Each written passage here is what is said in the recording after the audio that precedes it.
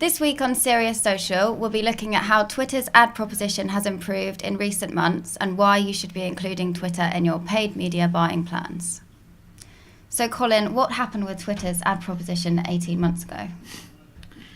18 months ago, they had to make some changes to the platform as a result of some financial failings. So if you go back to when they floated, shortly after their flotation, their share price rose to a high of $69. And that success was very quickly followed by a whole series of financial losses. And it kind of bottomed out at $14 a share. And there was a quarter that Twitter were well documented to, I can't remember the exact number, but it was somewhere between $400 and $600 million that they'd lost in a quarter. So change was forced upon them. At the time, Twitter had quite a diverse ad proposition. So they took they made the decision to simplify things, to streamline their ad proposition. So they went from 5 or 6 propositions down to just 3 or 4.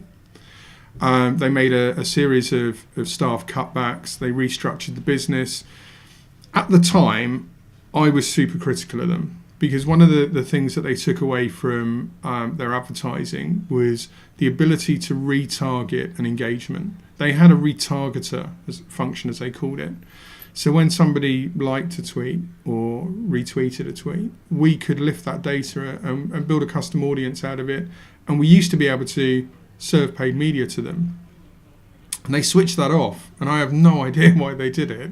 And it was at a time when Facebook's retargeting proposition was really coming to the fore, and it was one of many reasons, to be fair, that Facebook quickly advanced their proposition and with that their revenues. So yeah, strange decisions made 18 months ago to simplify things, but as we now know, it's probably for the good. Mm-hmm. So how has their paid proposition now evolved into a success? That's a fine question. I'm not sure I have the exact answer for that. But what the business has done is looked at a number of partnerships, and they've opened up their APIs. So now we can, using listening tools, we can actually mine specific data.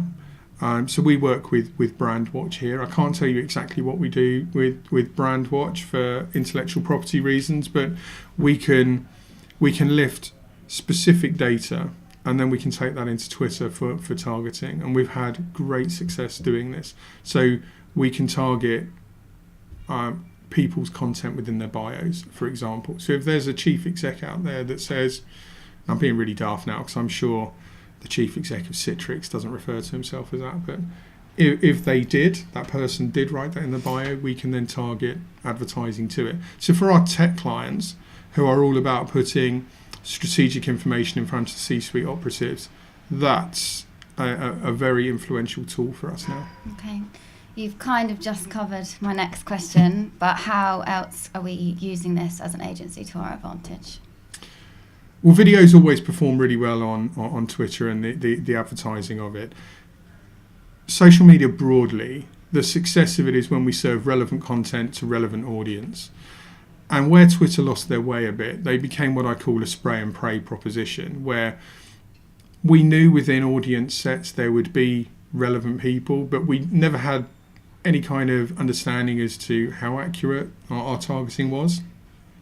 So only 10 or 15% of the audience might have been on point.